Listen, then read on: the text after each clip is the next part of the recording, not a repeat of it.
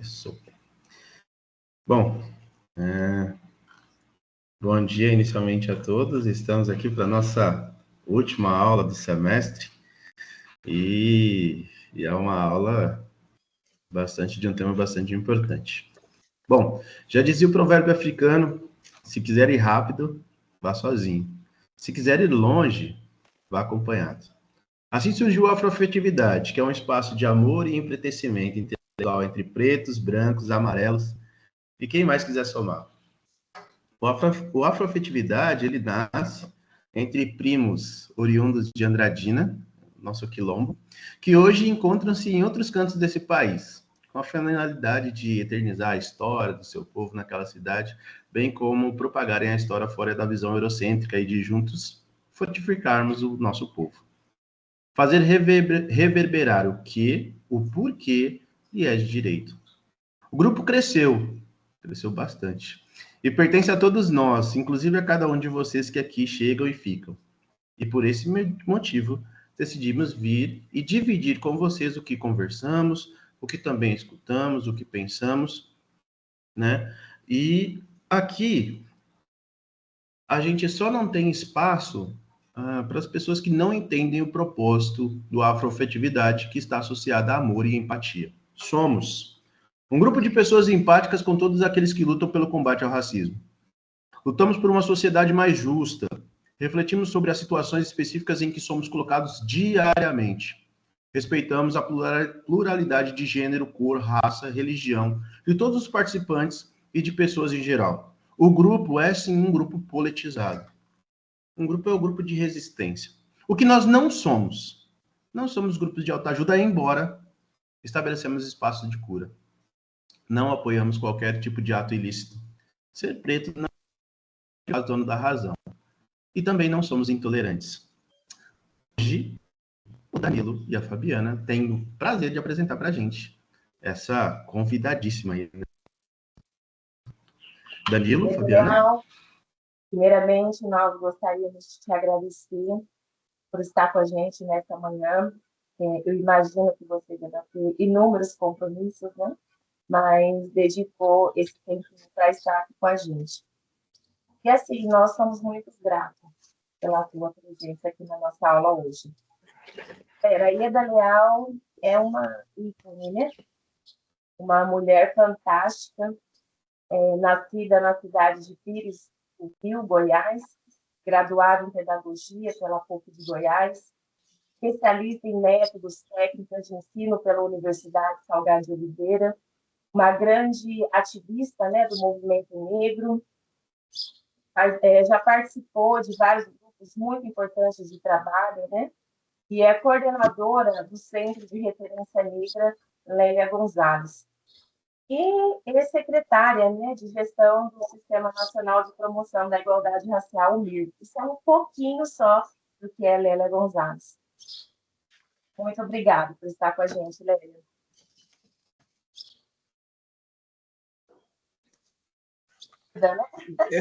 Obrigada. Eu que agradeço a apresentação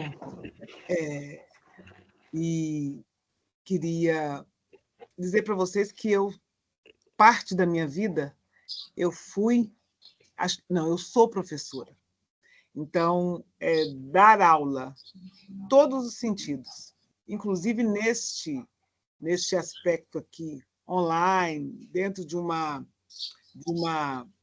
computador, para mim é muito bacana. Então, eu tenho a possibilidade de me comunicar com mais pessoas. Eu sou professora alfabetizadora, sou pedagoga, saí da universidade para alfabetizar e me especializei em métodos e técnicas de ensino, para ensinar aos meus alunos. A minha pegada foi essa. Quais eram os métodos que eles poderiam ser alfabetizados para ler o mundo? Era a máxima e dos estudos que a gente fazia, e eu me formei em 1988, no ano da alfabetização, o Ano Internacional da Alfabetização. E o Paulo Freire sempre foi uma pessoa muito próxima, no sentido da gente acreditar nas ideias que todo ser humano tem a possibilidade de aprender e ler o mundo das mais variadas formas. E isso, para mim, foi tarefa, né, dada, e eu cumpri ao longo de muitos anos essa tarefa no ensino particular, depois no ensino público.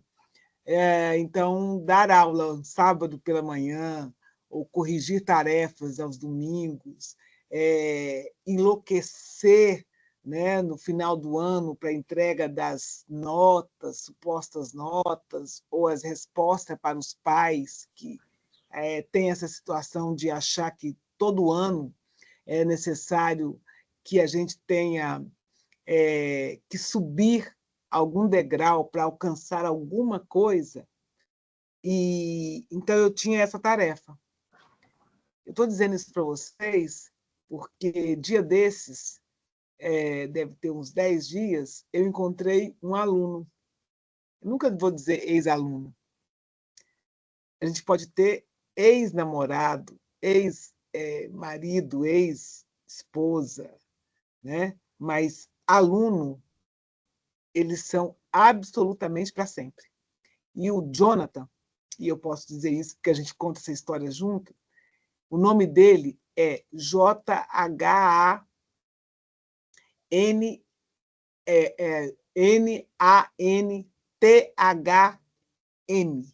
Jonathan.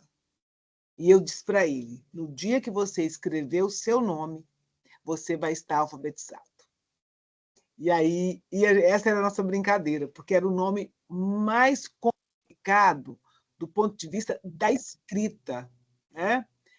O J, aí você faz um H, aí você faz o H, ele é uma letra que tem um ombro, e logo em seguida tem o A, que você tem que ir lá, fechar, voltar. Então, tem as técnicas. Se o menino conseguir escrever esse nome espetacular, ele vai ler. E aí eu dizer para ele, Jonathan, sabe escrever o nome? E ele sei escrever e sei ler. Hoje ele é uma pessoa que está atuando na educação. E esse sentido, para dizer para vocês que o que eu estou fazendo aqui hoje, Marco, Odilei, Rafael, Luciana, Danilo, Dagmar, Andréia, Marcelo, Priscila, Maria, Letícia, Milena, Dagmar, eu acho que deve ter mais pessoas que estão entrando, e depois eu vou dizer o nome dos outros, né? E vou dizer para vocês, é tarefa. Foi o que eu escolhi para mim. Foi o que eu absolutamente tenho certeza que sei fazer. E se não sei fazer, Mirella está aí, procuro aprender. E aprender para melhorar é a melhor coisa que tem no mundo.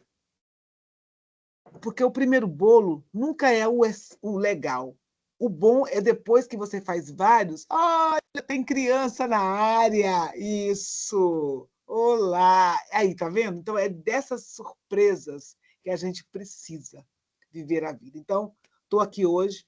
Meu compromisso é falar com vocês um pouco sobre cota, sobre reparação, e é dizer para vocês o quanto vocês são assertivos na posição do nome, coletivo afroafetividade. Sabe por quê? Porque as pessoas acham que nós, negros, não temos coração, não temos sentimento. Nós somos absolutamente uma máquina de fazer a sustentação dessa sociedade branca racista. Nós não temos que ter medo de falar isso, não. É racista. Depois a gente pode provar até o Z por que essa sociedade não nos encara como uma pessoa que sorri, que é feliz. Essa sociedade branca, organizada para viver bem, retirou de nós o leite que era para os nossos filhos, para amamentar os filhos deles.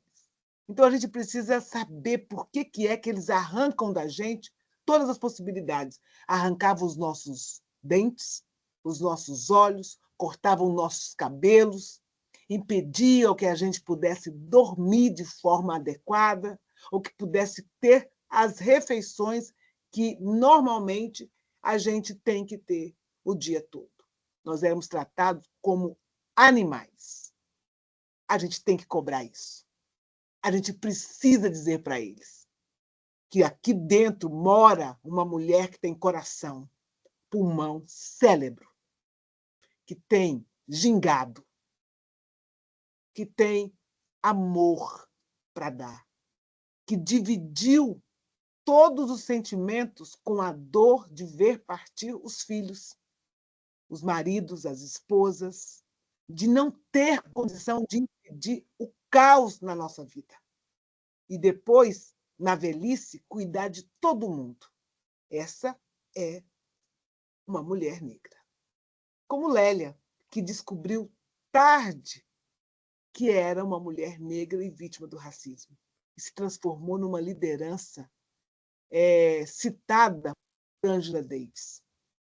Lélia conseguiu, dentro de um pequeno espaço de tempo, revolucionar a academia. Mas a gente não precisa ir só na Lélia, não. Nós revolucionamos também com outras mulheres a casa, a forma de viver, de dividir o pão. Eu sempre vou dizer, Maria Gomes, a minha mãe, ela é química, física, ela fez medicina, ela fez odontologia, ela fez serviço social, ela sabe dividir, ela faz mágica da multiplicação dos pães. Se alguém quiser falar, fala com uma mulher negra, como é que é multiplicar o pão em casa.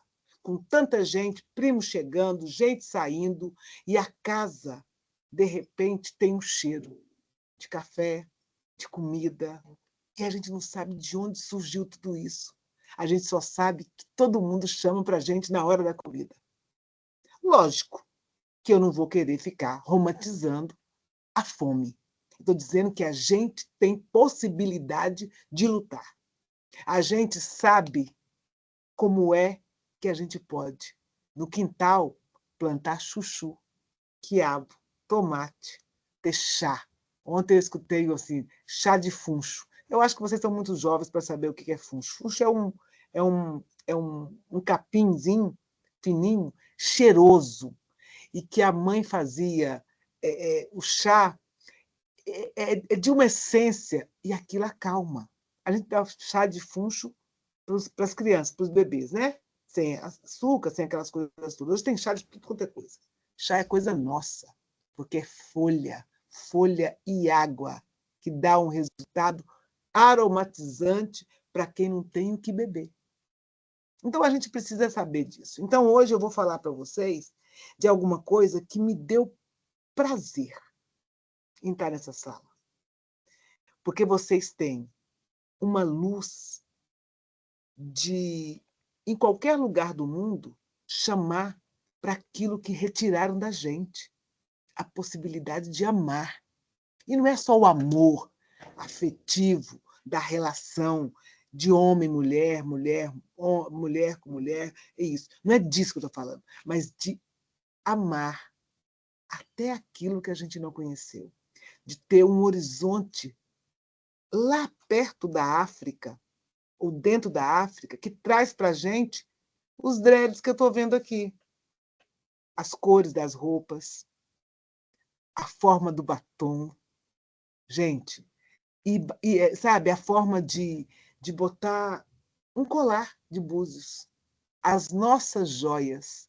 Ninguém luta para ter joias que esse povo abastado, rico, tem, que fica guardando o, o ouro de não sei o quê, que nem usa. Eu ponho a minha joia e saio. As pessoas acham que tem poder. Tem poder. O poder de carregar a ancestralidade. Então, vocês reconectam com essa palavra várias energias, e eu gostei disso. E ontem eu fui a um casamento, aliás, eu fui a um casamento coletivo de homoafetivo, e eu vi o que é o amor de casais.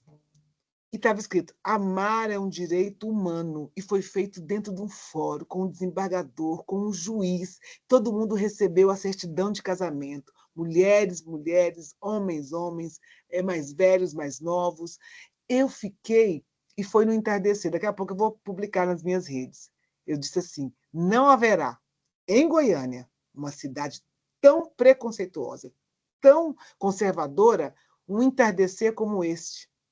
E eu fui lá e abracei a mãe de 2 amigos e agradeci pela oportunidade de participar. 69 casais, no centro do Brasil. E eu lembrei de vocês, falei: amanhã eu vou falar de afetividade. Nós vamos brigar um pouco, porque cotas não é esmola. E aí e aquilo de ontem era uma reparação. O casamento daquelas pessoas é uma reparação histórica daqueles crimes que o Estado comete contra as pessoas que se amam nesse país. Eu vou o tempo todo falar disso, porque eu gostei do nome e vocês agora me deram um presente. Eu vou falar: eu sou do coletivo Afroafetividade. Então, vocês me respeitam, porque eu tenho amor para dar, para receber também. Então, aprender é algo revolucionário. Por isso, hoje, nós estamos aqui. É cutucar as esperanças, é celebrar oportunidades. A gente precisa saber por que a gente precisa reparar. Eu sempre vou dizer para vocês: Iedo Ferreira tem 90 anos. Ele é uma das pessoas do movimento negro que mais escreve que mais escreveu, que está escrevendo sobre reparação. O Iedo me chamou na pandemia e disse assim: há um crime em curso. O extermínio contra o povo negro continua. Esse governo precisa ser denunciado internacionalmente. Ele está matando a população negra. Ele fez uma tese que a gente vai lançar daqui uns dias. Como uma pessoa chega na presidência da República e dá continuidade ao extermínio da população. Morreram muitos brancos, mas a maioria de mortes foram de negros. E quem tem que ter a responsabilidade sobre isso é quem dirigia o Estado brasileiro, que reconhecia, em todos os sentidos, a dificuldade dele encarar a humanidade dos outros. Então, ele negou ajuda, então ele favoreceu a morte. Então, a gente resistiu. Iedo Ferreira, escrevam aí. Ele tem um livro que chama Reparação, depois eu passo para vocês, que é necessário a gente comprar, só compra com ele. Porque ele disse: o Brasil, ele falou, para o mundo, tem que haver uma denúncia. Essas pessoas que dirigiram o Brasil, o Estado brasileiro, não podem entrar para a história, tem que entrar para a história com essa denúncia. A eliminação do povo negro esteve em curso durante a pandemia. Isso é verdade. Então, a gente sempre vai ter ataques de gente falando que é bobagem a gente querer reparação, querer cotas, que é necessário só mexer lá no ensino fundamental, garantir que todos os negros entrem, e que está resolvido. Mentira!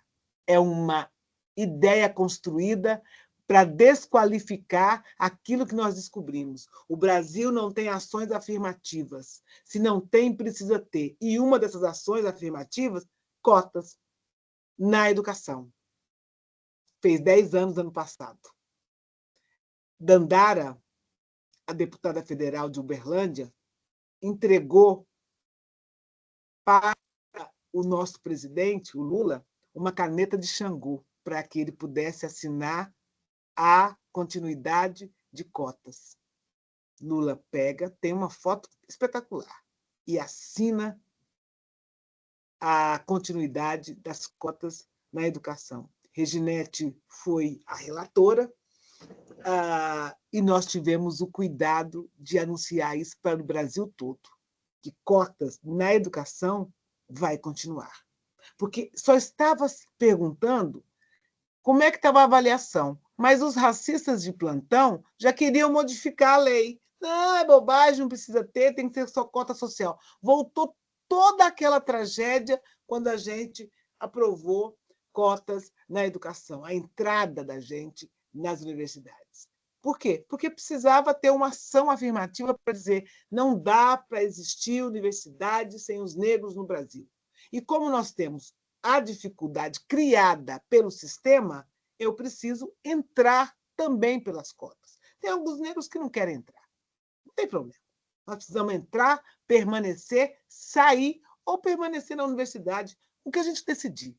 O que a gente precisa é dar oportunidade. A oportunidade também tem que ser seguida por bolsas, por condições de ir e vir, de permanecer na universidade. Então, é um plano do governo, do Estado brasileiro, em dizer há, de fato, a necessidade de oxigenar as universidades. Como nós tivemos um presidente que inaugurou muitas universidades e institutos federais, depois houve uma parada estratégica de quem queria eliminar o povo negro. A gente tem que encarar assim. A tragédia é essa. Porque quem não abre escola quer que o povo morra. Quem não tem o cuidado de ter postos de saúde ou os PSFs, que eu acho fantástico, que é onde a gente chega mais perto da população, com trabalhadores, está querendo dizer que nós temos que morrer. Todos nós precisamos ter cuidado da nossa saúde para prevenir. Né? Eu acho que isso é uma coisa que a gente... Vocês são jovens. Eu acho que aqui não tem ninguém que tenha 60 anos como eu tenho. Então, vocês vão saber que a velhice ela causa dores físicas, porque há uma limitação. Nós temos problemas porque os batimentos cardíacos já estão diminuindo.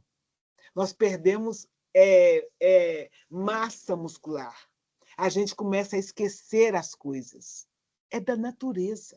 O que eu preciso é ter um local onde eu possa prevenir essas questões. O cabelo começa a cair. Então, eu estou vendo aqui um monte de meninas jovens com cabelaço. Aproveitem. Aproveitem, porque o cabelo cai. E a gente pode rapar, raspar, pode fazer o que quiser, pode usar peruca. Mas estou dizendo que a gente, na natureza, nós começamos... A minha filha disse que eu não tenho mais 1,70 m. Eu fico brigando com ela, porque a gente quer ser grande, né? 1,70 m, 80. Ela disse, mãe, você está menor que eu acho que você tem... Eu falei, para com isso, que é uma das brigas que a gente tem, a gente vai diminuindo mesmo. Aquele retorno para o acolhimento, né? O encolhimento para a posição fetal. Então, nós vamos falar sobre essa lei que foi sancionada pelo nosso presidente. E ele fez uma ação afirmativa. Ele fez uma ação afirmativa. Assina a lei e transforma o 20 de novembro como feriado nacional. Bobagem? Não é bobagem. Nós temos condições de parar o Brasil com todo o choro dos comerciantes que acham que precisa ter dia para vender para a gente, né? E dizer 20 de novembro, Dia Nacional da Consciência Negra. Dia de Zumbi, e a gente emenda, porque nós somos maravilhosos, e Dandara. A gente nunca vai deixar ninguém ficar sozinho. E isso significa que é um feriado. Não importa o dia, se vai ser na segunda, na terça, na quarta, na quinta, na sexta. Acabou a palhaçada de cidades revertendo o feriado. Não, agora aqui não vai ser mais feriado. Vai ser feriado nacional. Qual que é a nossa tarefa?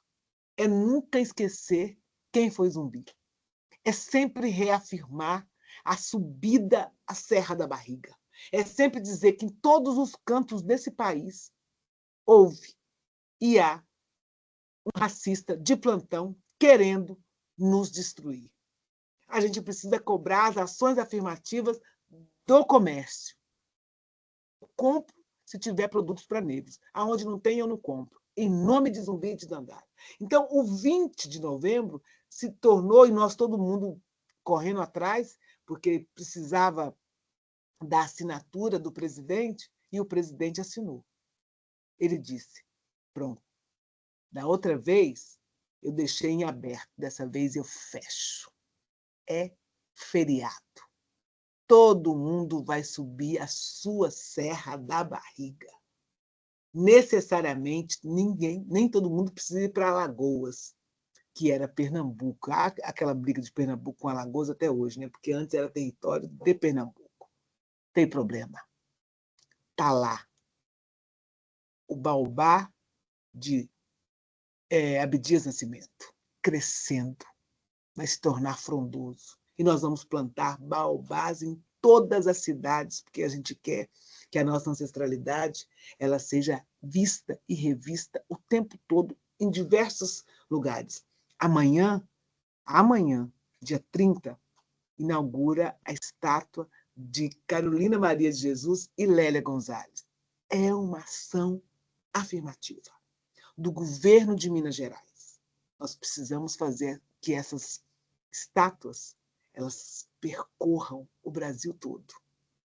Nós precisamos fazer com que o Estado ele inaugure estátuas para que essas pessoas possam passar e lembrar que ali tem uma mulher que colaborou para a igualdade racial no nosso país e fora dele.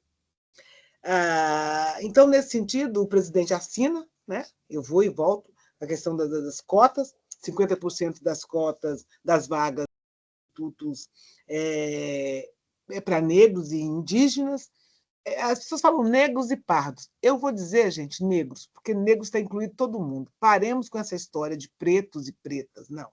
Vamos embora reorganizar aquela palavra que nós recuperamos para a gente. Nós somos negros e negras. Aí o povo, mas tem negro da pele clara. Paremos com isso. É negro ou não é negro? Quer chamar a polícia para poder saber quem é negro e quem não é? Agora a gente precisa combater a fraude dos brancos que não suportam ver a gente ganhando em nada e querem ser negros. Eles podem passar, eles têm a entrada deles já organizada na regra geral, mas eles querem a regra que criaram para a gente. Aí a gente precisa ter as condições mais simples, dizer para eles, você não é negro?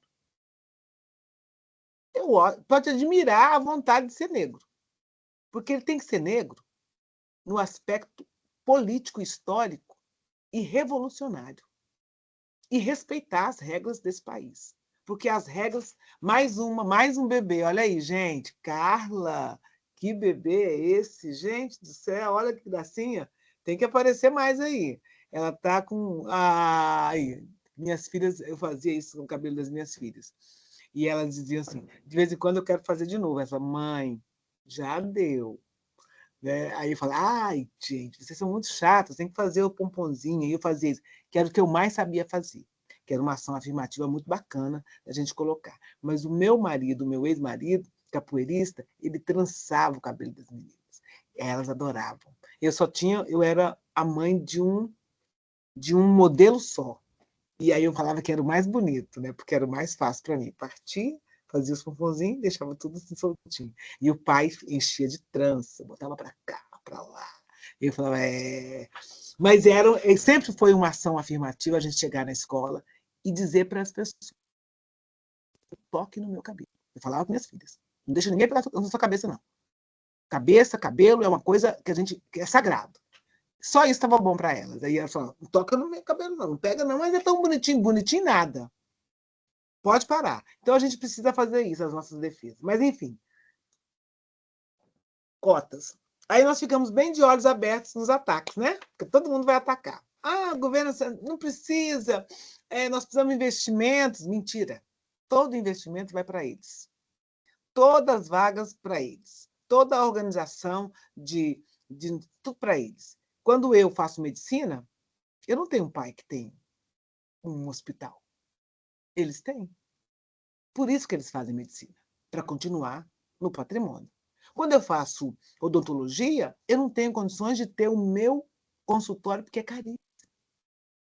Então, a gente precisa compreender o que é que o Estado está dando. Está dando pouco. Então, precisa ter uma previsão para sustentar essas cotas, que para a gente é um processo de reparação. A cotas é um detalhe. Depois eu vou dizer mais algumas coisas sobre isso. Então, os ataques, eles têm coragem de dizer para a gente, inclusive dizer assim, é um absurdo, porque cotas, olha bem, vai discriminar vocês. Eu falei, é mesmo. Vocês me discriminam desde quando eu existo. Agora tem uma coisa boa e vai me discriminar? Ah, sim. O que mais? Que mais que você quer? Quer que eu desista? Não desistirei. Adoro Érica Hilton. Ela que fala, não tolerarei. Não, só que ela fala de uma forma, né, compassada e absolutamente, ela precisa preparar. Eu sempre estou dizendo isso para ela. Esses anos quando você, olha, nós vamos fazer um curso de oratória, botar todas as nossas mulheres que são candidatas e você vai explicar como é que você faz para respirar, falar palavrões que são enormes e você mantém o raciocínio.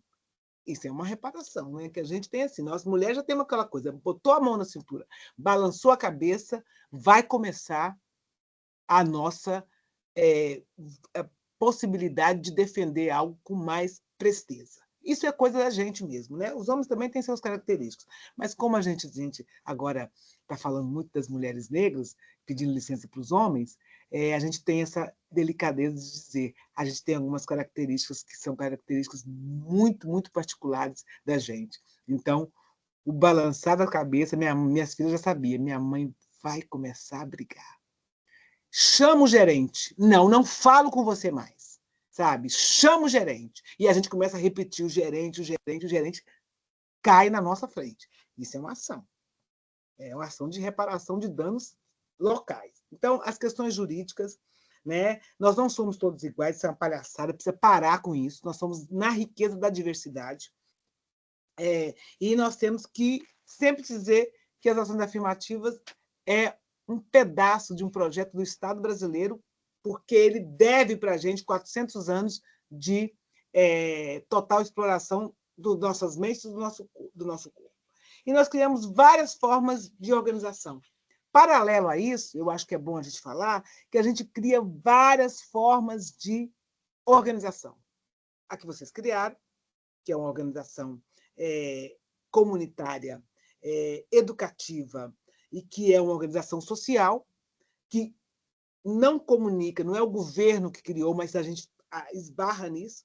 Nós temos as ações populares, que são fantásticas do ponto de vista que, se você vai num lugar, você tem bailes de charme sendo organizado pela população. Nós temos locais para a gente se organizar em Minas Gerais de várias questões. Então, nós temos que compreender que várias situações.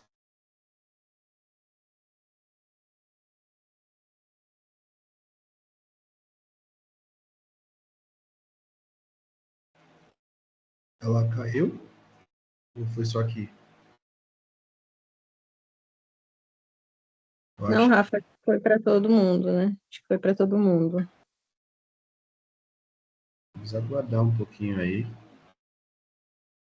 Provavelmente ela vai estar de volta rapidinho. Já chegou, pronto. Cheguei. Acho que foi aqui o meu, não foi? Então, assim, nós temos... E isso tem que ser lembrado. Eu quero dar uma tarefa para vocês. Eu esqueci de pegar ali, mas é o seguinte. Tem uma caderneta, um caderninho pequenininho. Vocês precisam carregar essa caderneta e anotar tudo que vocês sabem da família de vocês. Anotações que devem se transformar nas memórias do nosso povo. Eu estou fazendo isso. Eu tenho várias cadernetas, eu dou para meus parentes todos. E eu falei, eu quero recolher essa caderneta. Dia tal, eu tenho cartas que meu pai escreveu para minha mãe. Cartas de amor. Meu pai escreveu para minha mãe assim: há mais peixinhos a nadar no mar do que os beijinhos que eu darei na sua boca. Eu falei, que isso? Meu pai beija minha mãe na boca? Isso é um absurdo. E ele escreve isso é uma música. Então, o que eu estou querendo dizer? É preciso que a reparação que a gente tanto fala, ela seja feita de todas as formas. O Estado precisa reparar. E nós precisamos reparar contando as histórias dos nossos. Eu me lembro uma vez, e aí, contadora de história, eu cheguei em casa, tinha um amigo meu, amigo, né? Um inimigo, aqueles meninos, sabe, que passa na casa da sua mãe para contar que você estava fazendo alguma coisa na escola. Aí minha mãe lavava roupa para fora, e ela tinha um avental que era feito de saco de arroz. Então, ela unia o saco de arroz, né? Então, fazia um avental direitinho, a gente também tinha, ela fazia para a gente, fazia para ela. E ela está assim, escutando ele. Quando eu cheguei, eu falei, o que esse menino está fazendo aqui? E ele estava contando para ela que eu conversava, que eu saía na hora do recreio. Essas coisas que a gente faz na escola que mãe nenhuma precisa saber. Aí eu cheguei, minha mãe com aquela cara, eu falei, imagina, né? E eu me lembro que era. Eu antes eu achava que era um cinto, mas não era. Ela estava lavando roupa. Aí, quando ela fez isso, ele falou assim: é mesmo? Então a Ieda faz tudo isso lá na escola? Nossa, me deu uma dor no coração. Eu pensei: minha mãe vai me colocar de castigo. Minha mãe vai me detonar. Eu olhei para a cara dela, ela pegou. Você sai daqui, seu menino. Quem vai fazer fofoca da minha filha em outro lugar? E ela fez como se fosse. Esse menino correu. E ela, o que é isso? Me respeita, passa para ver, Ieda, não sei o quê. Ele nunca, não vem aqui nunca mais. Sim, uma coisa, sei que ela espantou o menino. Gente, eu me senti tão protegida. Eu me senti tão amada. Eu me senti. Aí no outro dia, a minha mãe falou assim: esse menino vem aqui fazer fofoca. Detesto fofoca. Foi essa a frase da minha mãe. E aí, no outro dia, eu peguei e falei para ele assim: minha mãe disse que é para você ir lá. Vai lá, que ela quer que você conte mais coisas. Eu fiquei o ano todo falando isso para ele. Que dia que você vai lá em casa de novo? Minha mãe disse que é para você ir lá. Porque se ele voltasse lá, ele ia ver que minha mãe é uma mulher brava. Isso é história que tem que ser contada. Sabe? Eu tenho que contar isso. Olha a ação. Hoje a gente falaria assim, né? Mulheres defendendo mulheres. Minha mãe me defendeu. Ela disse para ele, seu fofoqueiro de uma filha. Lógico que ela não falou assim. Não vem falar da minha filha aqui dentro da minha casa, não. Da minha casa cuido eu. Aí ela disse, se você estiver fazendo tudo aquilo mesmo, hein? Foi o recado. Meu comportamento mudou. Porque eu podia fazer as coisas, mas eu não podia fazer tudo muito para ninguém ir lá contar para minha mãe. E ela dizia outra coisa. Não apanhe lá, hein? Ninguém pode bater em vocês. É o recado. Então, essas coisas a gente precisa contar, sabe?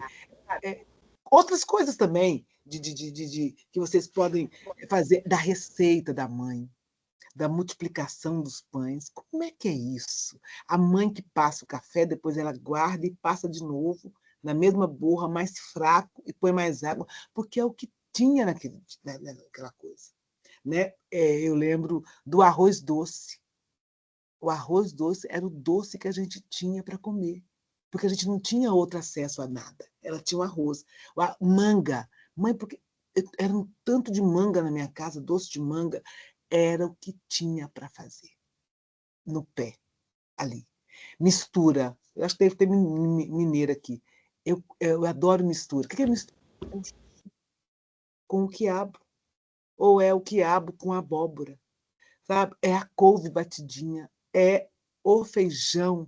E aí, anemia, como é que vai fazer 6 meninos? Bate uma beterraba. Minha mãe ia 11h30 para a feira, porque era o horário da xepa. Então, ela comprava tudo pela metade do preço, para sobrar dinheiro para comprar um liquidificador, porque ela queria fazer uma vitamina para a gente. Sabe então, a gente precisa ter memória. Todo mundo tem memória. Isso é uma coisa boa. Isso é reparar. Então, essas ações do movimento atuante negro de passeatas é legal. Mas a gente precisa também saber das nossas passeatas e das nossas defesas internas, das nossas ou da não defesa, né? De nós sermos xingadas na escola e a professora, você olhava para a professora dizia assim: não liga não, ele só está brincando. Isso marca a gente. Não é brincadeira. Então, a gente precisa fazer essas coisas. Então, o governo cria leis para interromper o ciclo violento. está correto. É o Estado brasileiro que tem que criar essas leis. É por isso que a gente tem as condições objetivas de dizer que cotas não é esmola, é uma essencialidade da vida para corrigir uma distorção muito grande. O crime foi cometido. E todo crime é marcado por ações absolutamente violentas, que tira a vida, que mata intelectualmente, que impossibilita a pessoa de viver. Né? Por que a gente acha, todas as vezes que a gente passa em algum lugar que tem a maioria de brancos, sempre vai ter uma senhorinha perguntando para mim se eu quero trabalhar na casa dela. Isso não é natural. Isso é construído no imaginário dessas mulheres que acham que a gente o tempo todo para servir. Então, eu acho que isso a gente precisa sempre estar conversando entre nós. Né? Todo crime, já falei, é marcado por dores, por morte física e intelectual. Alguém tem que pagar. Que seja o Estado brasileiro que cometeu esse crime contra a gente. Eu acho que isso é muito importante. A Lei 12.990, que eu já falei da outra lei, eu não disse o número, né? Mas a outra lei é 12.711, de 2012, que completou 10 anos e que é a lei de cotas na educação. Tem outras leis, né, de cotas para eles. Aliás, o Código Civil é todo cheio de lei de cotas para eles, né? Chega a ser uma aberração.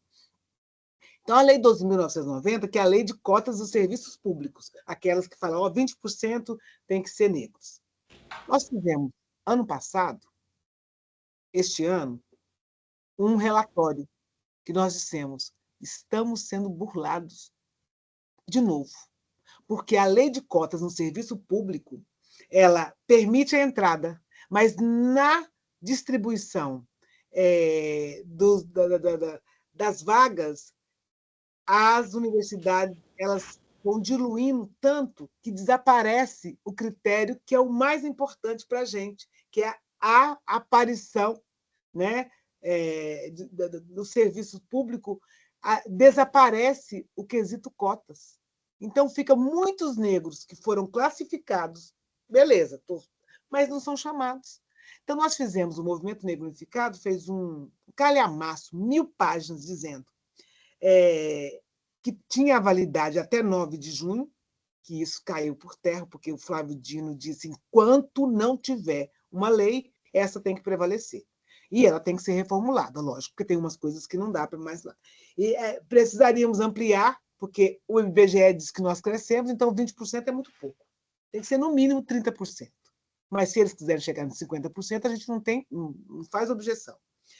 Contemplar os indígenas, porque, de fato, a gente precisa compreender que há necessidade de fazer essa discussão com os nossos parentes, de contemplar que eles também sejam vistos no serviço público, o processo simplificado, porque no processo simplificado não se fala de cotas, contrata quem quiser, está errado. Precisa também dizer que no processo simplificado tem que haver essa questão toda.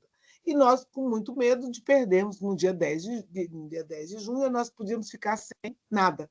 Nem a reformulação, porque estava uma briga terrível, e nem isso. O Flávio Dino, em maio, ele recebeu o nosso pedido, né, da leitura, de que corria o risco de nós ficarmos sem lei. Ele deu um despacho dos mais elegantes, dizendo: não está com tempo, não tem tempo, então continua o que está valendo o que existe. A gente precisa continuar a discussão para poder modificar, logicamente. Né? E aí, vigiar, pois o fracionamento dos postos levam ao desaparecimento dos negros no serviço público. Porque, não, passou aqui, então, não, mas agora tem uma especialidade. Mas só tem uma vaga. Então, na verdade, a engenharia da universidade é preciso criar critérios mais bem elaborados para contemplar a entrada de negros e negras indígenas no serviço público. Então, cotas, de novo, não é milagre, é matemática. Nós somos a maioria, nós somos invisibilizados, Nós estamos estudando, porque tem as cotas para o serviço público, e nós precisamos de emprego. E emprego também precisa ser gerado na iniciativa privada. Está certo que precisa. Mas na iniciativa pública, é o governo do Estado, o Estado brasileiro fazendo o quê? A reparação. Então, nós precisamos continuar de olho nessa etapa das nossas vidas, que é o serviço público, que é importante para a gente. E serviço público, gente, é tudo serviço público. Nós precisamos começar a entender que o município tem serviço público. E esse serviço público precisa garantir essas caras pretas e pretos, né? Como todo mundo diz, os negros e negras e os indígenas também. Logicamente, tem a população deficiente, tem outras quantitativas, mas nós estamos falando especificamente dos negros no nosso país. E falando disso, a gente precisa defender, então, dessa forma. E precisar cuidar e denunciar as fraudes. Nas nossas contas, com essa nossa não entrada de forma correta, existe uma dívida financeira que o Estado brasileiro deixou de investir nos negros no Brasil. Então, a gente faz a denúncia, faz uma conta com os economistas e diz: nós perdemos tantos milhões e isto precisa ser reparado. A população negra foi vítima da burla do Estado brasileiro, que não acompanhou, de fato, a entrada e a chegada dessas pessoas no serviço público. Então, nós fomos impedidos de receber dinheiro, de cuidar melhor das nossas vidas. Então, a gente não fez só uma discussão, uma denúncia qualquer. Nós fizemos uma denúncia robusta e provamos que a universidade, quando fez a universidade, quando propôs fazer o concurso público, é necessário ter as condições para continuar observando isso. Então, nós pegamos, nesse edital, está previsto, quantos tem? Não existe, não existe. As pessoas desapareceram. Então, esta é uma outra forma do governo, do Estado brasileiro continuar burlando. Nós solicitamos, que é uma outra coisa que você está fazendo aí. Há falhas muito grandes na heteroidentificação, porque as pessoas têm que ter coragem. Não pode colocar pessoas que não tenham coragem de dizer para os outros que você é uma fraude ambulante, que você tem que sair preso daqui. Tem que ter coragem. Tem que dizer para o outro: você não é negro. Ah, não, mas o meu avô. A vaga não é para o seu avô.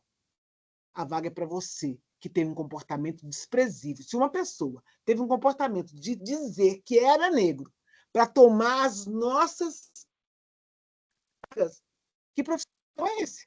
Ele vai esquecer dentro da sua barriga uma tesoura. Ele não vai dar conta de ser um profissional que dê conta de ensinar. Ele não será um bom profissional. Já está avaliado. E aí a gente precisa pegar aquele carimbão recusado. Sabe? A gente precisa, esse constrangimento tem que existir.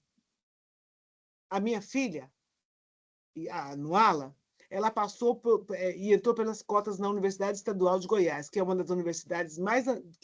depois da UERJ, foi a primeira universidade a entrar com esse projeto de cotas, que a gente foi uma grande vitória nossa. Tinha muita gente, né, dirigindo, nossos ex-professores, dirigindo a Universidade Estadual de Goiás, então foi muito bom. O que aconteceu? Ela chegou lá. Quem iria recebê-la e tinha que fazer o atestado de heteroidentificação um rapaz negro. Eu fui com ela, fui toda, né, mãe, né? Ai, primeiro dia, vamos ver como é que vai ser isso. Ele não teve dúvida da negritude daquela menina. E, lógico, ele fez todos os processos normais e ele sorriu quando a gente entrou, porque ele sabia que aquilo era uma vaga para alguém que tinha direito. Ao mesmo tempo, as pessoas entram na justiça, porque querem a nossa vaga. Aí o juiz veio dizer assim: você não tem vergonha na cara, não? De querer burlar, prejudicar mais a população negra, mas nós precisamos que os juristas sejam também negros e que tenham passado por um processo de letramento racial. de entender por que para nós cotas é importante. Né? Então, nós temos que fazer isso. Então, nós precisamos cuidar das fraudes, nós precisamos dizer que nós estamos preparados para cuidar. Nós temos uma pessoa que é a Denise Góes, do Rio de Janeiro. Ela é superintendente na Universidade Federal do Rio de Janeiro. Ela é uma das pessoas que mais debate a questão da heteroidentificação. Uma mulher negra, grandona. E aí ela diz assim, pergunta para a pessoa branca, você é negro? A pessoa branca diz, eu vou embora. Vocês entendem? Porque não pode. A gente não pode permitir que isso abale a gente.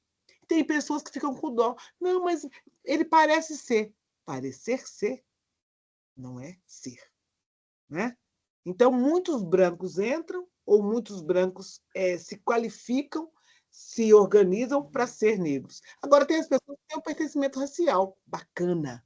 Pertencimento racial é ótimo. As pessoas vão ter o pertencimento racial e vão ter a responsabilidade de respeitar a história do avô, da avó, da mãe, do pai. Porque a gente não evita casamentos interraciais, mas você precisa ser quem você é.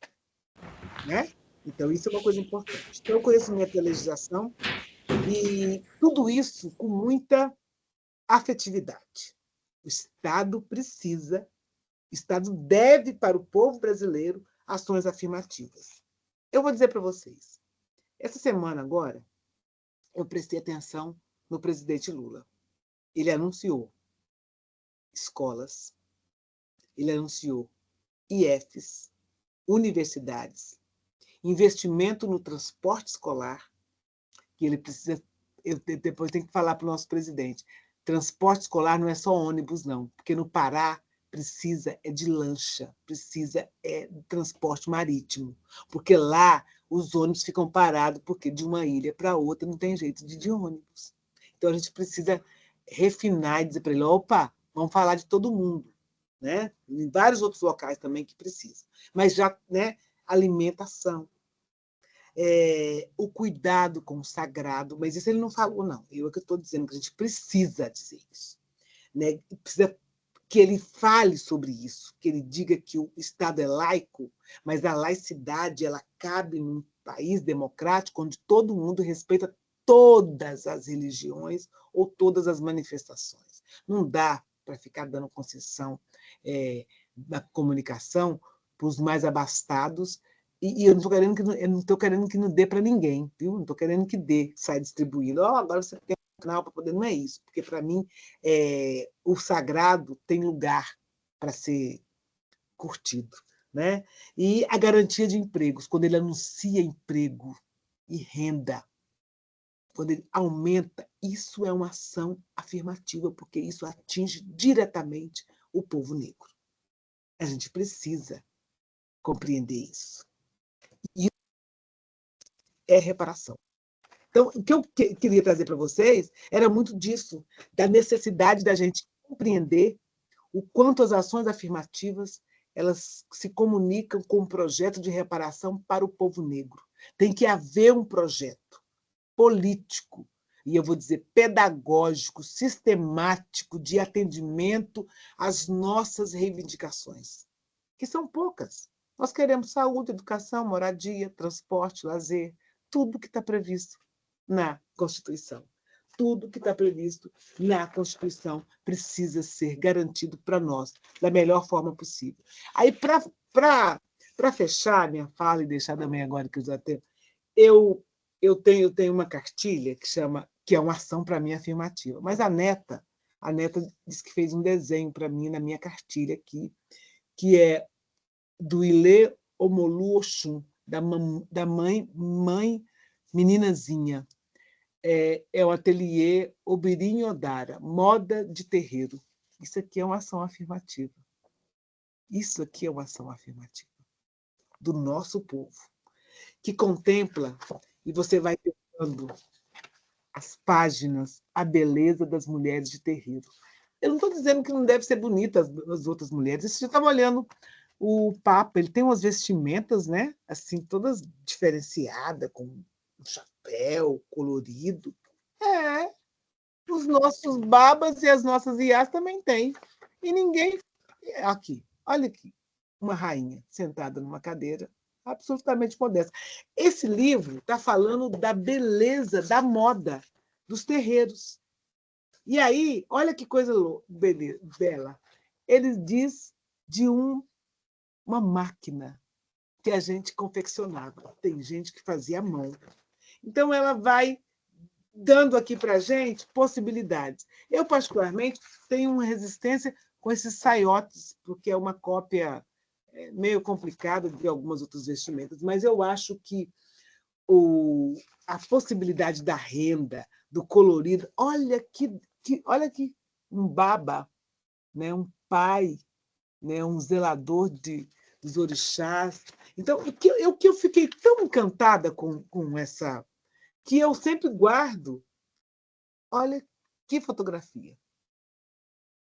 E eu vou dizer uma coisa para vocês. Vocês já viram como é que as pessoas que usam a moda fazem quando é desfile de moda? Elas põem todas as possibilidades no ser humano e mandam aquele ser humano desfilar para lá e para cá, para dizer das cores, do jeito que faz. E isso é prestar atenção no mundo. Quando eu fiquei olhando aqui, eu fiquei olhando as joias, as miçangas. Eu fiquei olhando os torsos. Eu fiquei olhando as armações dos óculos. Eu fiquei olhando o que a gente faz com a madeira, o que a gente faz com as chinelas que a gente usa. Isso tudo não é uma moda. E aí eu quero sair dessa questão da moda lá. Isso aqui é um jeito de resistir. Isso aqui é uma forma de reparar os nossos sofrimentos. Quando eu digo que eu sou ligada a um orixá e que ele pode ter alguma cor, um dia eu ouvi de uma pessoa que cuida de uma casa sagrada, que é o do Candomblé, que eu não estou adequada com a roupa. Ele disse assim, orixá não tem cor. Mas quando você vai reverenciar o seu orixá, você quer usar determinada cor, ou uma vestimenta, ou pano, ou laço. Isso, isso é uma tendência. Eu gostei dessa coisa tendência, mas é uma tendência para reparar o quanto de sofrimento nós já passamos nesse país. Então, eu fico aqui. Olha que uma menina jovem. Olha, vou mostrar só. Esse aqui é o último. Vocês estão vendo aí? Olha a tendência, gente. Mostrou. E você pode reverenciar seu pai. O Gilberto Gil diz que ele é um ancestral. Eu achei tão bonitinho. Você pode reverenciar a sua mãe. Você pode reverenciar até as mulheres. Benedita da Silva é uma mulher evangélica. A Benedita da Silva é toda traçada na melhor matéria do que a gente tem de uma mulher elegante. Ela usa cores, ela usa ternos, ela simplifica o andar dela numa roupa vermelha. Sabe? Como vocês podem pegar Elisa Lucinda, como vocês podem pegar, por exemplo, os jovens que agora estão se organizando para serem cantoras, que elas pegam algo de muito forte no corpo e transformam aquilo numa presença estética nossa, sem apertar, sem deixar de mostrar os seios, sabe assim? Sem deixar de mostrar os braços, sem deixar de conter as cores que a gente quer. Vejam a Maju, a majestade Maju no Fantástico. A sandália que ela usa. Isso é tendência para a gente. E eu estou dizendo isso para vocês prestarem atenção de que reparação tem que ser dada pelo povo, pelo Estado. Mas tem umas reparações que só nós sabemos fazer. Só nós sabemos utilizar. Então, eu vou dizer para vocês que esse livro tem que ser relido para quem já leu. E quem não leu, ler. Tornar-se negro. Neuza Souza Santos. Neuza Santos Souza. Eu sempre vou dizer Souza primeiro, porque tem Souza no meu nome, né? Mas, então, eu queria deixar esse recado para vocês. Reparem em vocês. Vejam o espelho. Contem as histórias. Vocês, nós, somos o que tem de melhor na face da Terra. Muito obrigada. E eu falei bastante, né? Eda. Gente, desculpa, Danilo. Vamos iniciar. Eu gostaria de passar a palavra para o Danilo, sim, e para a Fabi ali, mas depois a gente pode se organizar para iniciar as arguições aqui, né? Na verdade, as contribuições. Danilo? Eda, eu gostaria de agradecer a sua presença. Sem dúvida, foi fantástico ouvir você, tá? E sobre a questão das cotas, é uma enorme importância para nós. Ainda mais para nós, sendo pessoas negras, né? Na atualidade, que nós estamos passando. Nós temos vindo aí o concurso nacional unificado, nós estamos esperando bastante esse concurso, nós vamos participar desse concurso, só que nós temos que, a gente faz várias reflexões, principalmente para a banca de heteroidentificação, né? Uhum. Sabemos que tem pessoas que dizem que são negras e a gente, na hora de se identificar, não são. Na hora que passa pela banca, não são, né? Eu já vi vários casos, tá? E eu gostaria de pedir para você, né, trazer um pouco, falar um pouco dessa questão das bancas de heteroidentificação. A gente vê a importância disso na comunidade, principalmente para nós. E eu gostaria de ver essa questão com você, né? Porque é importante para nós. Ainda mais nós que sonhamos com a vaga, a gente sabe que não passam muitas pessoas negras, né? Então eu gostaria de verificar com você o que você acha que poderia melhorar nessas bancas, né, que a gente tem no Brasil hoje. Uhum. Sim. Já posso falar? Eu acho assim, eu tenho uma convicção muito, muito, muito bem formada sobre as bancas de heteroidentificação. Tem que haver um preparo. Tem que ter pessoas do movimento negro, da academia, que tenham a expertise em discutir a questão racial no país.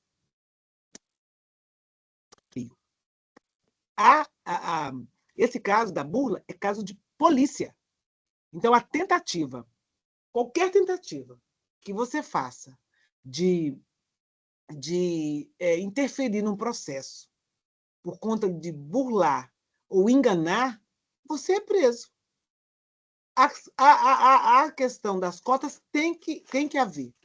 E nós estamos preparando, diga-se, o Movimento Negro Unificado vai preparar, junto com as outras entidades, uma solicitação ao Judiciário, que as pessoas que cometerem esse tipo de crime já está previsto na legislação, porque eles têm que ser constrangidos no início. Porque o absurdo é eles levarem isso para o tribunal. Isso que é o absurdo. Entendeu? Não passei lá, então eu vou ter um juiz que vai dizer que eu sou negro. Quer dizer, quem é negro no país? É uma discussão muito violenta. Muito violenta. Porque eu não posso determinar que o outro seja ou não seja. Mas o pertencimento racial precisa ser mais elaborado e ter mais cuidado. Nós vamos ter pessoas ligadas a nós que têm todo o fenótipo, né? Mas tem o benefício, vamos dizer assim, não é o benefício, é a possibilidade de ter alguns traços, não todos, mas de uma família interracial, mas que se distanciou dessa situação e que, de repente, acha que, na oportunidade, agora eu preciso recuperar todas as coisas, todas as minhas heranças. Não precisamos discutir isso de forma muito tranquila, mas a comissão para aquilo que foi feito, cotas está escrito, tem que estar previsto lá. As pessoas não quiseram ser muito cotas, é um serviço que tem que ser prestado para a comunidade negra, que durante muito tempo foi prejudicada e ela não consegue acessar os benefícios que tem da sociedade como concurso público para entrada no serviço público ou para a entrada na educação. Existe um vazio de pessoas negras no serviço público e na educação. Tem que haver o concurso, tem que prever essas questões todas. Se alguém fingir ser deficiente, não é burla? Se a pessoa fingir ser negra, também é burla. Isso é passivo de crime. Crime que alguém vai ter que pagar por isso. Então, o que a gente tem que fazer são bancas que têm que ser bancas com toda a seriedade, preparadas, e elas têm que estar munidas de todos os aspectos jurídicos para evitar que o processo de reparação que o Estado brasileiro prevê para a comunidade negra seja de forma muito lícita. Eu não tenho dúvida sobre isso. Agora, nós vamos dar de cara com pessoas que vão fazer isso, que vão fingir ser, porque tem esse sentimento de que nós, negros, não podemos acessar, porque isso tira a vaga deles. Então, é simples. Preparação política, preparação jurídica e a possibilidade da autonomia e que isso não vire regra. Perdeu na heteroedificação, vai procurar o juiz. Aí a gente já tem que dizer que a pessoa dessa não pode ser aceita em espaços de serviço público, porque já vai ser uma pessoa que já vai estar destoando da credibilidade de ser um servidor público ou um estudante para contribuir no desenvolvimento do país. É isso. Ai, Luciana, obrigada. Estou lendo aqui, ó. Que mulher incrível. Gente, para aqueles que quiserem fazer as suas respectivas perguntas, estamos abertos.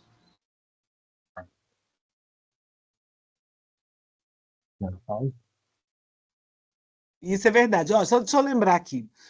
O Caetano Veloso assinou, a Lígia Fagundes e outros muitos famosos alegaram. Eu acho que lista, eu até brinco, né? Que a gente precisa pegar a lista e conferir quais são os arrependidos. Porque a gente acredita no processo de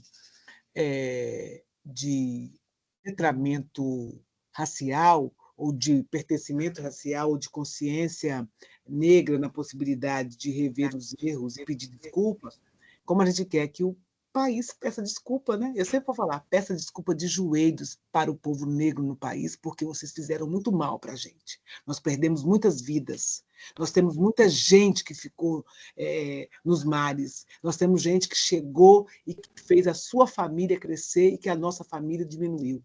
Então, é necessário que alguém peça desculpas. A desculpa do Banco do Brasil e o projeto que o Banco do Brasil tem que ter para nós ainda é pouco, mas a gente já está querendo, já estamos aceitando e vamos discutir mais. O Carrefour pecou.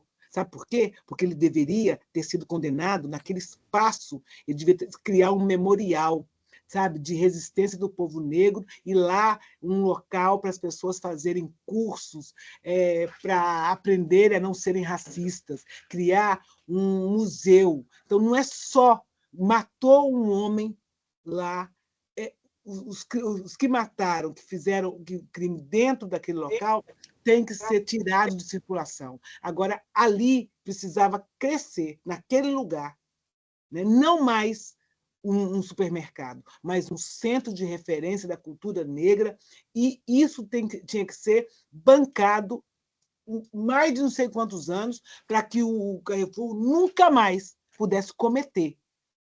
Ninguém pudesse cometer, porque aí é uma coisa exemplar. E a vida não volta mais. Mas a quantidade, o valor, para mim, foi muito pouco. Sabe? Então, eu acho que a gente precisa assim, eu não tenho a vida, mas tem que ter a reparação. Voltando, depois eu quero falar daquele outro senhor também, os dois que foram mortos, metralhados pela polícia no Rio de Janeiro. A outra mulher do rapaz que foi ajudar, ela não tem nem pensão, nem o salário mínimo. Está errado. Tem que culpar o Exército Brasileiro, as pessoas a Polícia Militar, e dizer: erraram, metralharam. Foram 230 disparos. Morreu 2 homens que cuidavam da sua família. Tem que fazer uma conta, tem que se pagar a indenização e tem que se ter, para cada membro da família, tantos milhões. Aí a gente está falando de reparação. Lógico que não tem reparação que dê conta do sofrimento. Aí eles foram, como é que fala? Foram culpados, mas já deve estar tudo solto. Então a gente precisa vigiar isso. Na verdade, a gente precisa ter uma política de constrangimento. Se matar, vai ser preso. Não, eles ficam brincando com o nosso pescoço. Mata uma ali, mata uma aqui. O crime de se tirar 1 quilo de carne no açougue não pode ser a vida. Não pode ser a vida da pessoa. Há um crime, mas há uma possibilidade de se pedir desculpa e reverter esse crime, e tem locais para corrigir. Então, quando tem a assinatura do Caetano, tem outras pessoas também lá, a gente precisa voltar para eles. E aí, vocês já estão arrependidos? Arrependidos aqui, ó, pode fazer uma outra cartinha, da mesma forma que vocês assinaram lá, assina um outro manifesto. Agora, tem um comportamento, né, de mudança. Eu preciso acreditar nisso. Eu preciso acreditar que o ser humano vai mudar. Alguns não. Os que não mudam cadeia. Não tem outro lugar, infelizmente. E nem defendo esse encarceramento dessa forma, mas não tem outro jeito. A punição foi racista, está escrito lá. É crime inafiançável. Como é que a pessoa pode pagar fiança e ir embora? Tem alguma coisa de errado, gente. Racismo está comprovado, reclusão está escrito. Então, eu acho que isso é muito... a gente precisa fazer algumas coisas assim, sabe? A gente tirar disso. Eu, por exemplo, tenho feito algumas reflexões, porque de vez em quando você fala algumas coisas mesmo, você muda de ideia, né? Então a gente precisa permitir que as pessoas mudem de ideia, né? Ou muda de ideia e de ações. E isso eu acho que é difícil. Agora, tá, a mulher está lá, aquela senhorinha, eu não gosto de preto. O preto macaco. Está presa, minha senhora. Entendeu? A lei diz isso. Aí a lei vem beneficiar. Ela estava com a pressão alta. Não, ela estava sob forte emoção. Não, ela não comeu bem, ela não dormiu bem. Ah, sim. Uhum, sei. Então a gente precisa ter paciência zero com isso. Para isso, eu preciso ter um monte de gente que vire advogados, juristas, queiram ser juízes, sempre usa aquela toga e diz, e faça a justiça acontecer nesse país. Gente, é a Bia que está falando que está sem palavras? O coração está acelerado? Ai, que bonitinho. Eu tô gostando. Demais. E a Fabi, Fabi, você está aí, viu? Nossa futura promotora de justiça, jurista. Tenho pensado sobre isso, gente. Olha, estou sem palavras. Hoje eu não estou num dia muito bom, então não vou abrir a câmera. Mas, Ieda, foi aula, aula, aula. Parabéns, parabéns, grupo. A gente está demais, gente. E é isso. Eu sonho para a gente uma organização de forma que a gente possa efetivar essas coisas que a Ieda trouxe e tantas outras questões. E eu tenho uma frase muito comigo que eu falo sempre: lá no futuro já tem gente vivendo o que nós estamos discutindo agora. Muito bem. Ieda, nós temos aqui no grupo, né, pessoas aí de várias regiões aqui do Brasil. Eu tenho algumas amigas dos Correios, nós somos funcionárias públicas de carreira nos Correios e estamos com o compromisso de trabalhar a diversidade dentro da nossa instituição, né, a Carla, a Campos Mãe. E eu convidei uma jovem para participar hoje desse encontro com a gente, a Mirella. Não sei se você já ouviu falar dela, a Glória Maria de Ribeirão. Glória Maria esteve aqui em Ribeirão Preto para conhecer a Sim! Mirella, e eu fiz o convite. Sou eu. A jornalista, com o Sou irmão. eu. E assim, Isso mesmo. guardem essa carinha, porque nós vamos ver a Mirella na TV. E eu falo muito para ela, que ela representa o nosso sonho de menina jovem, menina preta, né? Que era uma menina fantástica. Eu queria te agradecer também a sua presença aqui com a gente hoje, Mirella. Eu que agradeço o convite, Fabiana. Eu queria falar que eu estou muito feliz de ter sido convidada. Admiro muito o seu trabalho, Ieda. Eu estava presente no dia que o Lula fez a reformulação das cotas. Eu fui a cerimonialista daquele evento. Então, eu vi ele assinando. E ver você falando desse momento hoje é extraordinário, porque o modo que você explica e como utiliza as palavras é muito impactante. Admiro muito seu trabalho. E agora, vendo você falar aqui tão de perto, me trouxe uma admiração muito maior. Eu espero que um dia a gente possa se conhecer pessoalmente. E eu estou muito feliz pelo convite. E Fabiana, pode me convidar para várias outras aulas que agora eu quero participar sempre. Muito obrigada. Que bacana. Olha, vou contar outra história. O professor é ótimo. Nós somos 6 irmãos, né? Não, 3 meninas, e Yara, Ivana e Ieda. Ivan, André e Moacir. A minha irmã fez jornalismo aqui em Goiás. E tinha um programa de uma senhora, da dona da TV em Anguera, que chamava Condição Feminina, alguma coisa assim, tinha um nome. E minha irmã, ela não disse para ninguém, mas ela foi a primeira apresentadora negra deste programa. E esse programa passava no estado todo. E tinha assim, tem uma vinheta. Olha que coisa tão bonita, alguma coisa assim. Todo mundo, todas as pessoas do estado assistiam este programa. Ivana aparece, cabelinho, assim como o meu. Vou pegar essa foto, que essa eu quero escrever. Meu avô morava no interior, passava lá. Vocês não têm ideia, na rua de casa, quando a Ivana apareceu na televisão, ela entrevistando, e ela não disse para ninguém, porque a Ivana é toda cheia de mistério, e nem para mim, que era mais próxima dela. Eu estava na sala, vendo a TV, quando eu vi, entrou a Ivana. Eu gritava, a vizinhança gritava, é a Ivana, está na televisão. Foi barato. Depois, né, ela passou a ser funcionária da televisão, então o carro ia sempre buscar, as roupas, naquela época tinha muita boutique, então eles davam aquelas roupas para poder fazer o anúncio, não sei o que, um monte de coisa. Mas o que eu achava melhor é quando vinha os artistas que ela ia entrevistar, eu ia com ela e eu entrava de graça no teatro e nas coisas. Aí teve uma vez que eu entrei no show, aí eu contei isso também, no show do Emílio Santiago. Tinha um piano e ele cantava uma música chamada Chão de Estrelas. É a coisa mais divina. E ele saía do palco e ele ia andando e ia aparecendo uma luz. Cada vez que ele dava um passo, aparecia uma luz, como se fosse uma estrela. Gente, não tem... Eu estou contando para vocês assim, mas é muito cheio de detalhes. E eu sempre quis entrar num palco e fazer essa mesma coisa.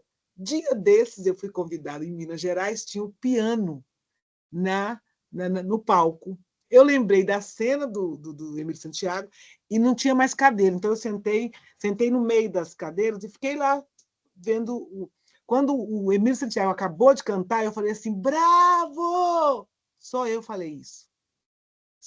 Todo mundo olhou assim para minha cara e falou, nossa, gente, vocês não acharam bravo, não? Eu achei lindíssimo. Bravíssimo! E ele deu um sorriso. O que eu faço? Em Belo Horizonte, eu subo no palco e vou para o canto de lá e digo, eu tenho um sonho para realizar. Qual é o sonho? Eu preciso caminhar até aquele piano e me sentar, porque essa foi a cena mais impactante da minha vida de Emílio Santiago, a voz maravilhosa. Aí eu fui toda faceira, tal, não sei o quê. O povo falou, essa menina não tem jeito. Eu falei, gente, a gente precisa realizar esses sonhos. Estava no meu imaginário, só que não tinha a luz, né? Mas eu ainda vou fazer. E o pianista não estava lá. Ele devia estar lá para teclar, né? E eu fazer as coisas todas. Mas eu estou dizendo o seguinte: a gente precisa realizar os sonhos. O que você fez, o que a gente faz, o que a gente sempre está fazendo é usar a nossa criatividade para a gente pular, saltar do racismo que aprisiona a gente. Você estava com o presidente Lula. Pode imaginar quando você estiver nos meios de Não. comunicação, na nossa TV. Você pode imaginar quando você tiver um horário. Nós já temos muitas mulheres, né? Nós já temos. Tem uma coisa que eu acho ótimo. Nós soltamos os cabelos na TV. Isso, para nós, professora, como eu sou de meninas, é importante, porque é o visual. Eu preciso ver no outro aquilo que eu estou vendo em mim para copiar. Por isso que nas escolas eu chego e falo: ó, só tem anjo branco aqui? O professor já tirou a foto da sua turma? Porque eu não vou discutir mais o anjo branco. Eu quero que inclua os anjos pretos, porque brigar com elas, como dizendo, então eu não vou colocar nada. Eu falo: não, querida, você vai colocar. Eu fui diretora da escola, só para poder fechar. Eu fui diretora de escola e minhas filhas estudaram na escola que eu era diretora. E um dia, uma pessoa foi fazer um cartaz, a secretária disse: eu acho melhor você não usar o bombril no cabelo. Todo mundo que passou perto da professora falou: acho melhor você mudar isso aí, não vai dar certo. A Ieda vai chegar aqui, olha, cabelo de bombril é muito ruim. Que bobagem, é o que se assemelha mais bombril. Quando eu cheguei na porta da escola, de longe eu vi aquilo. Eu não tive dúvida. Eu falei: o que está acontecendo nessa escola? Aí todo mundo falou assim: eu te avisei. Eu falei: professora, presta bem atenção. Isso que você está vendo aqui é bombril? Isso que você está vendo aqui tem 1001 utilidades? Você sabe que essa propaganda já foi tirada do ar? Nós fizemos um movimento. Eu falava, gesticulava e não sei o quê. E eles me falaram tudo isso. E eu falei: não existe. Enquanto eu viver, em qualquer lugar que eu esteja, vai ser essa a minha reação. Você põe outra coisa. Por que o cabelo loiro está com a lã? Você não achou um bombril na cor do cabelo do menino? E falei. E nós somos muito amigas hoje. Continuamos amigas, a professora. E ela disse assim: eu nunca tive uma aula tão bem dada. Porque todo mundo falou, mas ninguém falou com tanta... Vai dar ruim para você. O cabelo da Lélia está aqui. Isso aqui não é bombril. E aí, essa foi minha vontade de pegar, sabe assim, porque existe toda uma história por isso. Pode até ser que não seja, mas foi criado um imaginário e isso remete à minha pessoa. E o professor não pode fazer isso com os alunos. Não pode. Não deve. Sabe? E a gente tem que proteger. E outra coisa, quando acontecer as coisas na escola, eu dizia: é na hora. Não é esperar passar, não. A criança fez qualquer coisa, com qualquer pessoa. Empurrou uma menina, disse que ela não joga futebol, a gente tem que parar tudo e dizer: não joga por quê? Porque você acha que isso é o quê? Você acha também que as pessoas aqui, todas as mulheres, têm que lavar vasilha e você tem que ficar vendo televisão? Ah, vai te catar, e a gente precisa fazer isso. Entendeu? Então, a gente precisa fazer isso. E isso é pedagógico, gente, porque o aluno negro vai olhar e falar assim: opa, tem quem me defenda. É isso que eles precisam saber. Eles precisam saber que tem alguém que vai defender. Então, Mirella e todas as outras meninas que estão aqui, a gente tem sonhos e alguns a gente pode realizar. E acho que a educação é um espaço. Eu vou lá todos os dias. Minha neta foi para a escola. Eu fui lá ver o conteúdo racial da escola. Os outros eu já sei. Eu queria ver. Alguém disse: a avó da Luara é do movimento negro unificado. Portanto, tem que redobrar os cuidados. Redobre, faça o que quiser. Só não pode cometer violência. E não pode ser só lá na escola da minha neta. Tem que ser nas escolas de todos os lugares. Quando alguém dizer 13 de maio, eu sou igual aquele joga truco. 13, eu falo 20 de novembro, sabe? E eu não quero que o 13 desapareça. Eu só quero dizer que o 13 não é, infinitamente, não é o que o 20 significa para a gente. Mas a gente tem que discutir o 13, tem que discutir o 13 de maio. Mas agora eu vou parar de falar. Tem muitas pessoas com a mãozinha para cima. Aline? Ieda, bom dia. A gente fica muito feliz em receber você no nosso grupo. Realmente, assim, veio para somar muito. E eu queria dizer que, assim, quando você fala das cotas e das ações afirmativas, me toca muito quando você fala dessa questão de, você precisa de um caderninho para anotar coisas, histórias da sua família, assim, porque nosso grupo, ele vem dessa vontade, desse anseio, dessa ânsia de saber daqueles que vieram, né, antes da gente, que já estavam fazendo histórias, já estavam fazendo história, né? Nós não estamos aqui podendo estar aqui dentro dessa sala aí conversando e dialogando se antes de nós já não estavam fazendo história. Então, assim, eu acho muito importante, porque não viemos de lugar nenhum, né? Tem muita coisa para contar que não está escrito, né? Então, quando você fala, dá um gás a mais. Foi realmente uma reunião de muita esperança, né? Para que essas histórias um dia sejam contadas e a gente tenha esse material para se apoiar também como apoio. E era isso. Muito obrigada. Obrigado. Lu? Ieda, bom dia a todos. Primeiramente, quero agradecer muito sua presença, faz muita diferença para nós, soma muito, realmente é a aula, né? Nós podemos chamar assim, a aula, que fecha o semestre com chave de ouro, porque todos os temas, né, por ti mencionados foram muito, muito relevantes. E essa questão de resgatar nossa história, né? Eu até chamei a Dag é minha prima, está aqui, é uma diretora de escola lá em Minas Gerais, negra, né? Que quebra todas ali as regras de uma cidade extremamente racista. E aí eu falei, Dag, vamos também, vamos resgatar a nossa história. Vamos lá em Licínio, vamos lá no meio dos pretos, lá atrás do nosso passado, porque a gente tem realmente muita coisa que precisa ser recontado pelas futuras gerações. A minha preocupação também, diante da temática das cotas, são os processos contrários, né? Você mencionou, né, daqueles que tentam burlar as regras, se passando por negros para fazer uso dessa reparação, né, que é tão necessária para nós, enquanto população negra. E acontece também os processos contrários de pessoas pardas, principalmente, né, que a gente sabe que, no fundo, todo mundo é preto, basta pôr um policial ali na frente que ele vai saber bem fazer o processo de heteroidentificação.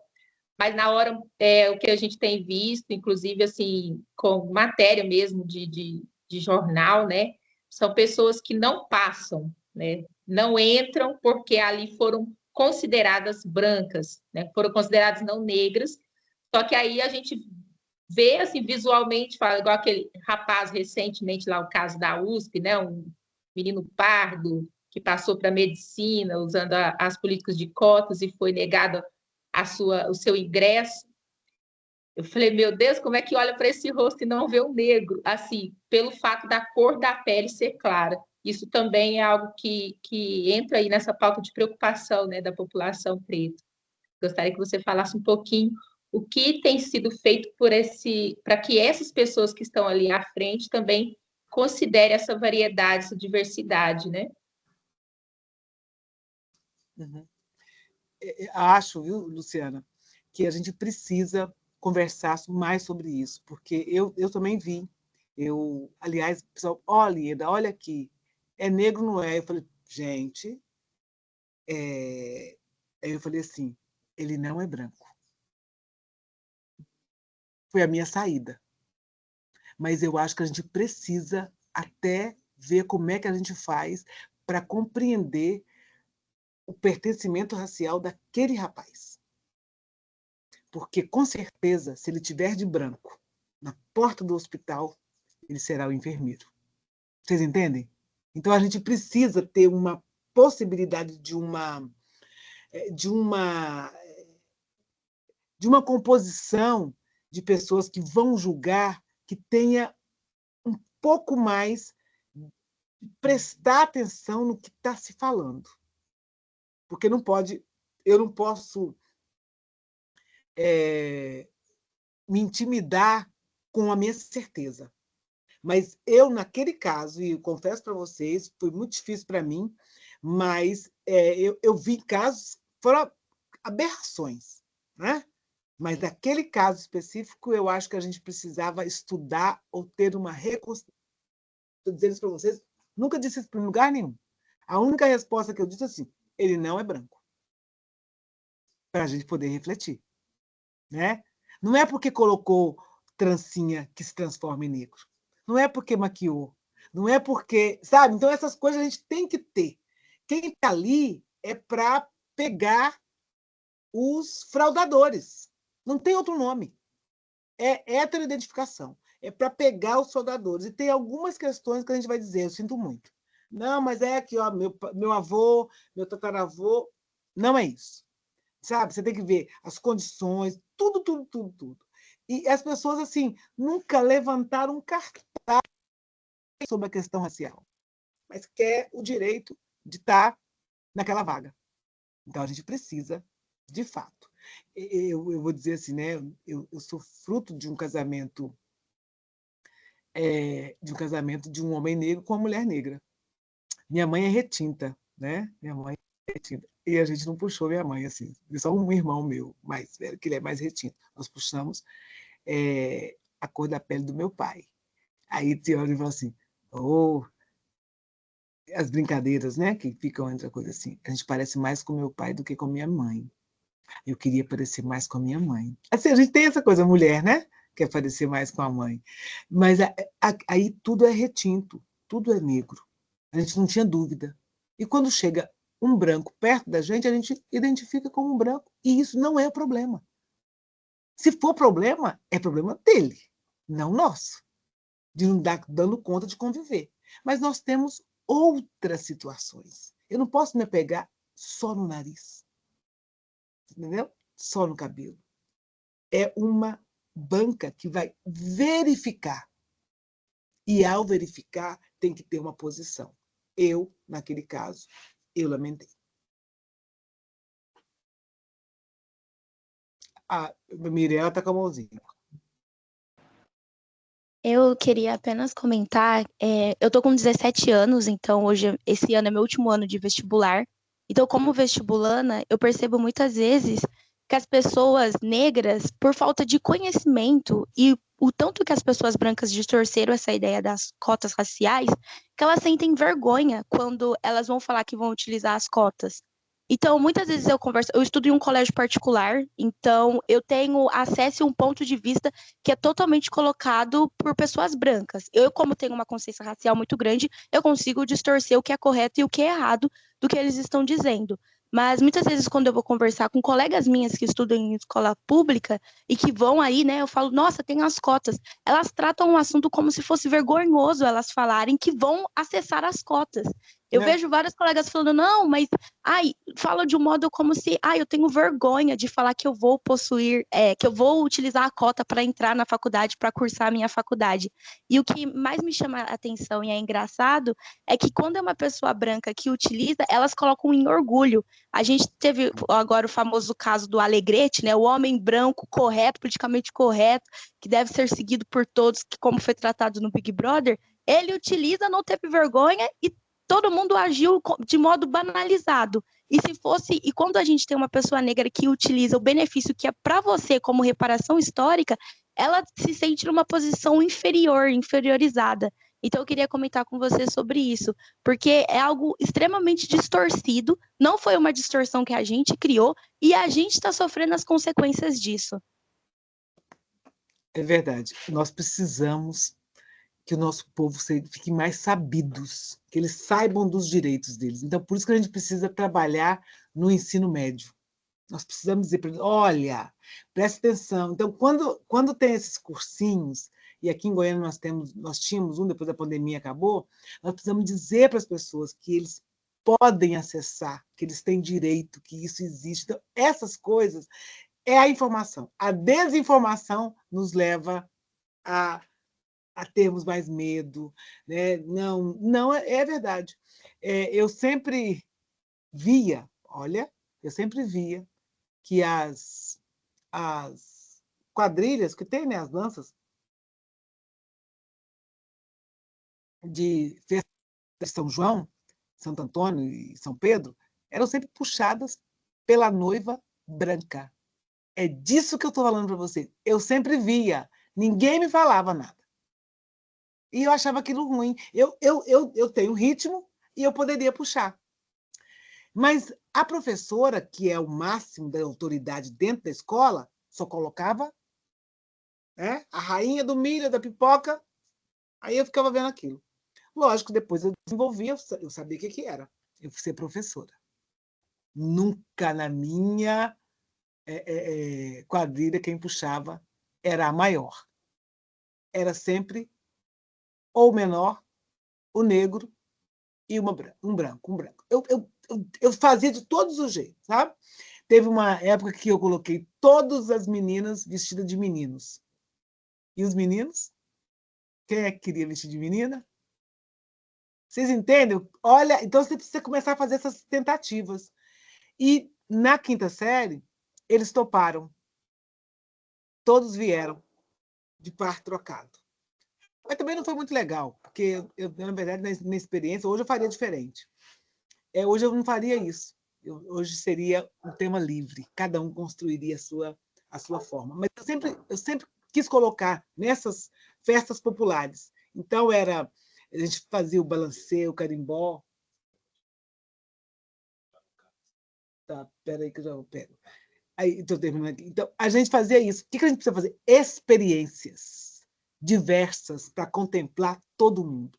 E, para mim, e hoje eu tenho certeza disso, a gente tem que conversar a partir do primeiro ano do segundo grau, das possibilidades que as pessoas têm em acessar o ensino superior, através de cotas. Aí a gente põe lá a Bia Ferreira para cantar. A gente diz que cotas não é esmola, a gente faz camiseta, a gente leva as pessoas, a gente leva o hip hop, o rap para dentro da escola e começa a conversar. A gente precisa fazer alguma coisa. Precisa falar com os professores que eles têm obrigação, tem muito professor que é muito camarada, em fazer isso. Então, a gente precisa dar informação. O que você disse, Miriam? A gente falou aqui. Informação me transforma. Eu sei muito bem quem eu sou, eu sei que racismo é crime. Alguém falar para mim, não sei, vai presa. E já começa a filmar, entendeu? Eu tenho celular, aliás, às vezes a gente tem melhor celular do que o agressor. Aí eles ficam com mais raiva da gente.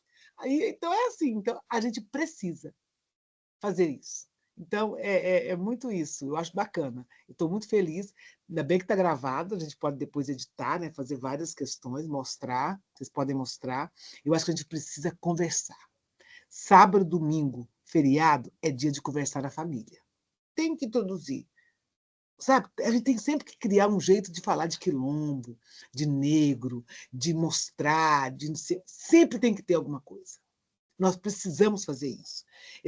Agora mesmo, eu vou revelar para vocês, nós vamos fazer uma homenagem para Benedita da Silva. Aguardem, vocês vão amar. Bené tem 82 anos, gente. Ela é patrimônio do Brasil. Quem não quer ser Benedita da Silva? Então, vocês aguardem, vocês vão adorar. Vai estar nas redes. Nós vamos fazer. 25 de julho, nós vamos homenagear Bené, a nossa Benedita, a mulher governadora do estado do Rio de Janeiro, a única que não foi presa. Olha que loucura, hein? Por aí você vê como é que a pessoa é boa. Então, é isso. Estão me chamando ali, aí eu tenho que deixar vocês também. Pessoal, a gente caminha aí com as palavras finais da Ieda, agradecemos a Ieda durante essas horas que passou com a gente, foi de fato uma aula importantíssima, em vários sentidos, inclusive na questão de associar mais respaldo à questão das cotas, seja ela na universidade, seja ela no serviço público. A gente entende o nosso coletivo de forma sempre a querer mais pessoas perto da gente, porque é nosso objetivo levar esse discurso, propagar o discurso de que cota não é esmola, e é preciso fazer o serviço de base. Eu acho que falta um pouquinho, eu não sei, de cada lado político aqui, eu digo que o grupo é politizado porque a gente tem uma tendência à esquerda, sempre à esquerda, primeiro à esquerda, depois a gente... Mas é importante dizer também que esses momentos que o Afroafetividade ele vem nos proporcionando, essas horas que tem nos proporcionando, ele nos reverbera aí por muito tempo, e então o seu discurso é um discurso que provavelmente reverberará sobre nós. Ficamos muito encantados com as palavras aqui e os direcionamentos, e entendemos que o Afroafetividade, como grupo, ele tem sim, como coletivo, como quilombo, ele tem sim a sua funcionalidade dentro da sociedade, que é trazer pessoas como a senhora aqui, ter a Mirella aqui, que é a continuidade do nosso grupo. Então, nós queremos muito fazer esse serviço, que é transmitir às próximas gerações aquilo que talvez não foi transmitido para a gente, da importância que é se dizer negro, tornar-se negro na sociedade a qual a gente vive. Muito obrigado, fico muito feliz, muito honrado com a presença de vocês todos aqui. O grupo está aqui no chat, a gente pode seguir a gente nas redes sociais, e em agosto começaremos novamente o nosso ciclo. Temos em férias agora, no mês de julho, em agosto retornando com as nossas aulas abertas novamente. Muito obrigado, gente. Ieda, agradeço demais. Se você quiser encerrar, fique à vontade. Tá, eu estou colocando o meu endereço do meu Instagram para vocês lá me seguirem. Eu quero dizer o seguinte, vou fechar. Eu tenho um poema, mas ele não está aqui comigo, então eu não vou mais lavar os pratos. Fica uma outra dica, porque é maravilhoso, da Cristiane Sobral. Mas eu vou dizer para vocês o seguinte: um sorriso negro, um abraço negro, um afeto negro traz felicidade. Muito obrigada. Nós já vencemos. Precisamos continuar junto. Eu acho que eu botei o Instagram aí, é Ieda Leal, 2 Is no início. Acho que eu coloquei, não coloquei? É assim, Não. é arroba... Não. Eu não escrevi, não? É arroba Ieda Leal. Acho que eu vou mandar. Eu mando aqui. Saiu? Saiu sim. Tá. Me sigam lá, vamos conversar mais, tá bom? E outra coisa, quero ir, Mirella, na sua formatura, tá? Pode vir, em novembro. Pode vir aqui. Vai ser uma honra ter você aqui na minha formatura. Pode me chamar A minha mãe vai vou. ficar emocionada. Sim, vamos fazer uma... Eles ficam proibindo a gente de soltar balão, gritar, não sei o que, as coisas fazemos tudo, o diploma é nosso. Pode vir. Beijo, gente, obrigada. Tchau. Obrigada. Meu Deus. Isso.